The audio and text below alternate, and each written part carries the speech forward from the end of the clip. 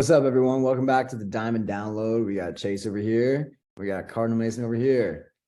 Miami, California. We just celebrated 4th of July. It's my first 4th of July. I like the way America does it, man. What'd you do? Yeah, What'd you do today?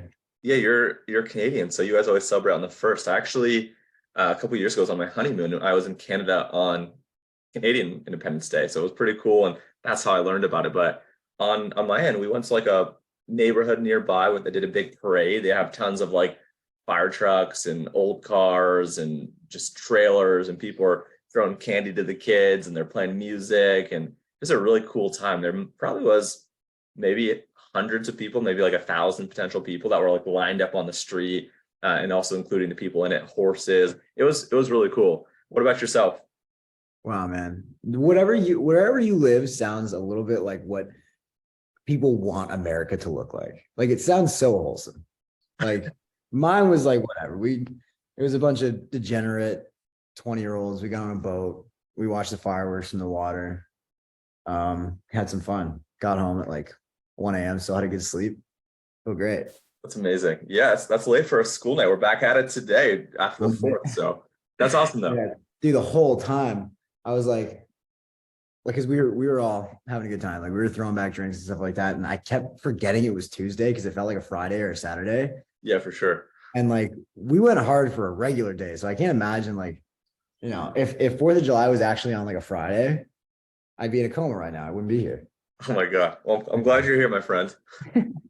Cool, man. So let's get into these topics. So I got a couple of good ones here.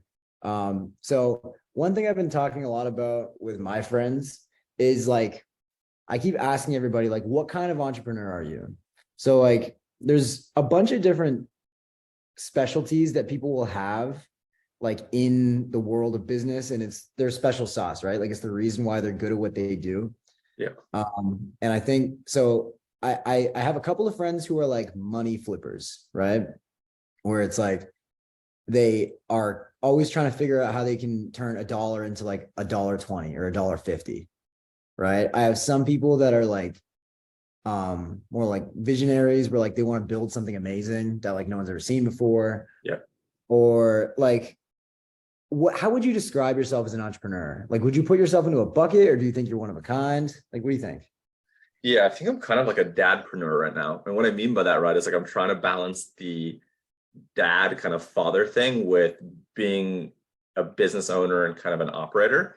And with that, like I've realized that like I really like being kind of a lone wolf. As Justin Wolf kind of calls like a solopreneur. I kind of love just doing things now by myself. And they can be as big or as small as I want because I'm not reliant or dependent on someone, and no one's dependent or reliant on me. So for example, like this LinkedIn business that I started, I've got like 40 or 50 people paying like $500 a month, and I've got one employee. She's great. She's amazing. She runs a whole show. Like I want to do more businesses like that, that kick off 10, 20, 30 grand a month in profit that I can start, I can work on for a couple of days, couple of weeks, and then just pass off to someone that's a really good operator and employee, and then move on to the next one and kind of just stack these things. So I'm trying to maximize time spent offline while still trying to maximize income online. So it's kind of like this weird dynamic. Okay. Okay. Think of it this way, right? Like if you were going to be joining a team, like if you were going to be a co-founder with like 3 or 4 other people, Yep. why would someone want to bring you on? Like, what are you uniquely good at that no one else is good at? Like you have content. Yeah. Does that apply to everything? Like, what's your thing? Yeah, I think like right now, like the way that I look at myself is like I look at myself as a content creator, and then the businesses I have are the ways in which I monetize the content I create. So really, I think I'm good, and kind of my value proposition is like user acquisition, marketing, scaling, those types of things. Where every business that I'm involved in right now, a lot of what I do is sales, marketing, distribution. So I think that's the stuff that I'm really good at, and there's everything else that I'm really bad at: legal, ops, hiring, firing, accounting, finance, etc. I suck at those things. Yeah. Yeah. Same, bro. I don't like Yeah. that. What about you? How would you describe yourself? So I've been thinking about this a lot, and so I do have an answer ready. But I think that like my biggest strength is my EQ. Like I think I can't remember if we've talked about this already, because I've talked about this so much over the last couple of days. So stop me if you've heard this already. But Um, like I feel like I have the ability to read people's minds. And that comes from like when I was a kid, like I was like a super like anxious kid. Like I was constantly thinking about like what other people were thinking, whether it was about me or about other people or about other things or situations or something. Like I'm just constantly trying to like think like if I were in this person's shoes, like how would I feel? What would I think? What would I do?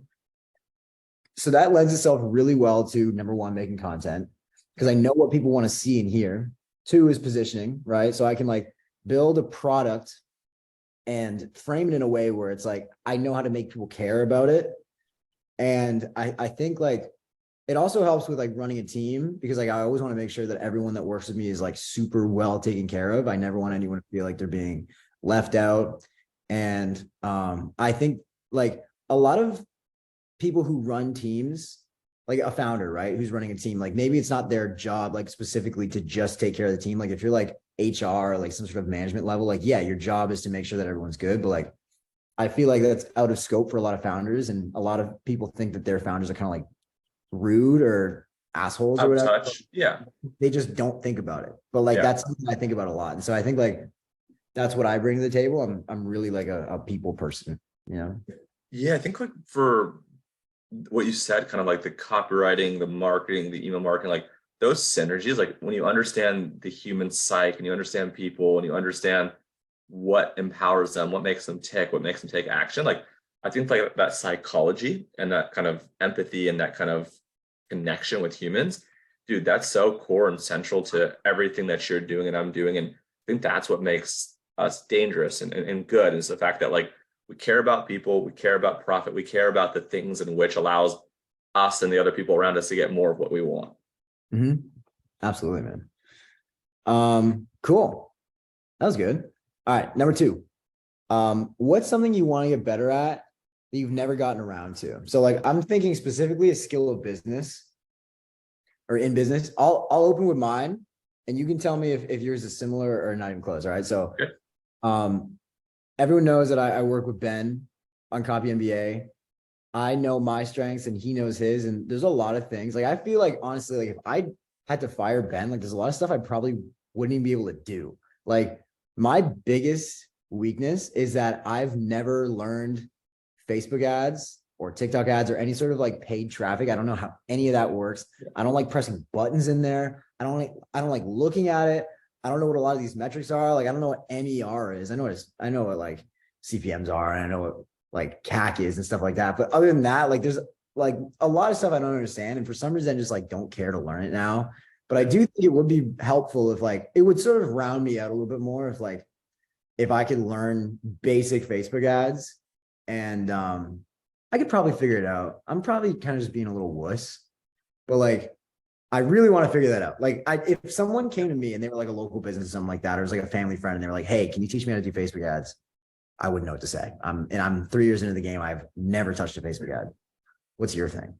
Yeah, that's a really good one. I think I definitely agree with that one. I think like one or two more that are kind of related for me outside of the Facebook ads or paid acquisition would be like understanding like real estate and taxes, like understanding like how you can leverage real estate purchases to offset taxes. Like I think that, and then the other one would be like understanding, yeah, like finance, like debt and those types of things and interest and whatnot. So stock market. So I think for me, less around like the things that we do day to day as marketers outside the Facebook ads, I think, or paid acquisition, I'd say that's a big one. And then in a different business realm, like really understanding like accounting, taxes, finance, real estate. Just because I feel like I've been talking to so many friends that have been making so much money in so many plays, whether it's like Airbnbs or they're buying like apartment complexes and renovating them and flipping them. And there's one that I found out about recently in my neighborhood. There's like this elderly care center, I guess, for lack of a better word, where they have 6 bedrooms in our neighborhood, and most of the houses in my neighborhood are 4 bedrooms. So they did like an addition, and then they have people there 24/7 that are taking care of the elderly, so 60 plus. And I've just heard that like it's an absolute cash cow. Like you charge insurance, 3 to 5 grand, 4 to 6 grand per room. The mortgage on these things are probably 5 grand a month. You're probably keeping 10, 15 grand a month in profit for a fairly hands-off operation after you kind of set it up and you do it the right way. So I think that's kind of like interesting too. But I was researching it last night. I'm like, oh man, I don't even understand like all the licenses you have to get and all the tests you have to take and all these things. And it's like, well, how do you know how much to buy it for? How do you know how much to put down? Like, I just feel like so insecure and like a noob with that stuff, but I would love to get better at it. Dude, I feel that like literally just because you said that, like now I really want to get into it. Like that I never really cared about like tax stuff because like I would do like the bare minimum and save some money on taxes. And it was like, whatever. I'd rather just like pay the full amount because like I'm supposed to pay these anyway. Like it's money I've already in my head sort of like gotten over like not having. Yeah. Now, like so I could say like if I'm making, you know, 300-400K a year and it's like, do I care enough to like get back 30K and like spend all this time thinking about it? And the answer is like, no, like whatever, like 30K, whatever. But like if I like right now, if I don't do anything, I might have like a $1.5 million tax bill this year.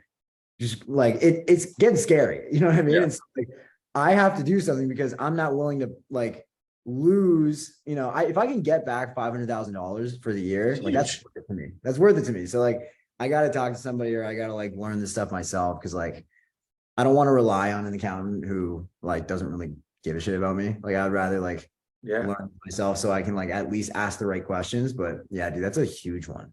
Let's take a course together. If anybody has a course on like taxes, then hook us up. We'll go halvesies on it. Yeah, dude. I want to be able to save on taxes and stuff too while doing it legally, playing the game, but without having to move to Puerto Rico because all my family's in California. I'm not trying to move. And I think the second thing too is like, dude, I've gone through like 3 or 4 accountants and CPAs in the last few years because everyone I've hired doesn't understand like what we do. And therefore they can't like be very strategic because like they still don't get it. Most of the accountants that I've worked with in CPAs, they've been more traditional, old school, dealing with like doctors, lawyers, real estate professionals, whatever. So that's also been a struggle too. Is like there needs to be more folks that are like our age, between in the probably I'd say like 30 to 40, because you want someone that has enough experience, been doing it for a while, maybe even early to late 20s could potentially work, but you know what I'm saying, like. So I'm trying to find someone really good that like gets it, gets me, speaks my language, and isn't some 50 or 60-year-old that doesn't get what I do. Unfortunately, it's hard. Mm-hmm. Yeah, man. There's not many people like that. I mean, I think it's kind of growing. Like, there's some people on Twitter that are like specialists in like what we do. Like, they really understand it, Yeah, which is cool. But I'm sure they're booked up and they're super expensive. So, yeah. yeah, man. Yeah, let's figure it out. Anyway, okay. So the next one was top tweets that you've read recently. Like, I went through and I grabbed a couple of these. There's really only like 2 people on Twitter that I read like every single tweet. It's Bowtied Sales Guy, who we've talked about before, and Brute DeForce, which I don't know if you know him, but he's that guy. I think he's like your neighbor or something like that. He lives very close to you. It does. I think West Coast. So you probably didn't have time to prepare some tweets. So I'm assuming you didn't do it, but I did. So how about I read you a couple of Cool. tweets? I got 3 here. So I'll give you these tweets and then you just give me like a 30 to 60 second like breakdown of like what you think and if Okay. you agree with it or disagree. Okay. So this is from Bowtied Sales Guy. He goes, when you listen to yours or other sales calls, do you hear 2 adults speaking, or is it more like a child salesperson speaking to a critical parent prospect? Everyone has these 3 ego states: child, adult, parent. But unfortunately, the default is this child parent dynamic. The child is scared and supplicating for the approval of the parent. The only child you should be bringing into your sales calls is the naturally curious child. After that, it should be 2 adults having an honest conversation, whether it makes sense to do business together. You can't do that if you operate as a child, but put the prospect on a pedestal as the parent. What do you Wow, think of that? that's interesting. Yeah, I mean, I'm still processing, but that makes a lot of sense. That's really interesting. I haven't done a sales call lately, but I felt like the evolution was like this shy, timid, scared guy where it's like I don't want to set this price of 5 grand or 10 grand or 15 grand. Like, what if they say no? And then you do enough sales calls and you realize that like if you believe in your service and if you believe in the work that you do and that you're going to make them more money than they're paying you, dude, it's a win-win. And it's like, can I get on more calls like this? So yeah, I definitely realized like in my own evolution that I've probably gone from that immature, childish, scared kid type persona to adults having a conversation, being very transparent, putting your guard down, saying, hey, this is what we've got to offer. This is the type of brands we work with. This is how we could help you. What are your thoughts, right? And really adding value and over delivering. And then if they say yes, it's like, cool, they're a great fit. If they say no, maybe we'll get them in the future, right? It's like, I'm not acting out of desperation, so I agree with that. What are your thoughts? I think like if you take sales out of it, I think like a lot of people default to child parent dynamics. There's people where I'll talk to them and like they're older than me and like I'll be sort of reaching for their validation and they are kind of just being who they are and like not talking down, but there's a clear status gap.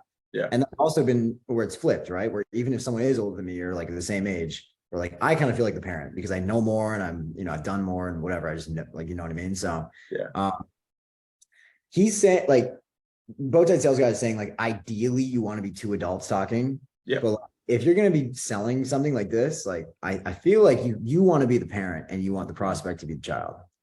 Because like if you have that position of leverage, it's going to end up that way anyway. Because like how it should be going is, the prospect is on the call with you because they have a big problem that they believe have the solution for.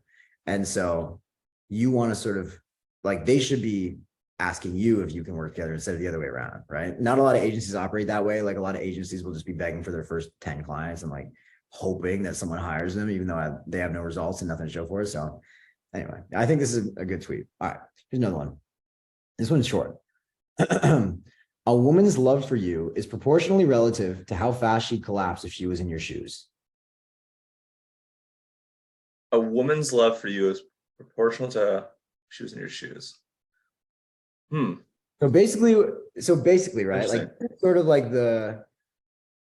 like a neo-traditional look on relationships where so this guy, Brute, his like philosophy is that like as a man, you should be, doing like basically putting yourself through hell to protect the ones you love and conquering or whatever, right? And so his ideal relationship is like you basically get rained on by arrows and you protect your woman. And if she had to be where you are, she'd be like, yeah, no way. And I guess this is basically just saying like, if she trusts you more, if you're more competent, if you handle more stress, that's proportional to how fast she would, how much she loves you. Does that make sense? Yeah, it's interesting. I don't know. I've never thought about it like that. I've always thought that like, right now as being like a dad of two daughters, it's like, I do the things that like I'm good at doing, right? Like I'm the one that's working and doing this because I genuinely love and am passionate about this. And with my wife, she was really good, really smart at this, but she's always wanted to be like just a mom. That's like her thing. That's like her dream and her calling. So I kind of feel like it goes both ways where it's like, she might not want to do the things that I do, nor be able to potentially. I think she could, but whether she'd want to or not, I don't know. And for me to be like a stay-at-home dad doing everything that she does, like I don't know if I could do it. It's really hard. So I don't know that it's as much of a one-way to street as he describes potentially, but I think that like it's equal. Where there's so many things that I've seen other people do. I'm like, dang, I got a lot of respect. I could never do that, right? I don't know. It's interesting. No, I think you're right. Like, so you said the word, right? So love, basically what he's saying is love equals respect. Yeah. And so his audience is male. So for anybody who's listening to this thinking that like, women are supposed to just sit there and chill and then guys, like they can't do anything and guys just like, take all the responsibility. Like it's not like that, right? Obviously it's a two-way street. Yeah. But like, if the person you're with is doing things that you don't think you could do, that creates respect and it creates a stronger bond, which I think is a good way to look at it. And I think like if you reverse engineer it and, you want someone to sort of respect you and love you, you have to take risks. You have to do things that are uncomfortable. You have to do things that no one else wants to do. And people will look to you as a leader and a light. And I think that's a good way to go about not just romantic relationships, but also like personal friendships, right? Yeah, dude, 100%. I didn't have time to pull actual tweets, but like from memory, there's one specific tweet that kind of stands out to me. I think it was Sahil Bloom who posted it.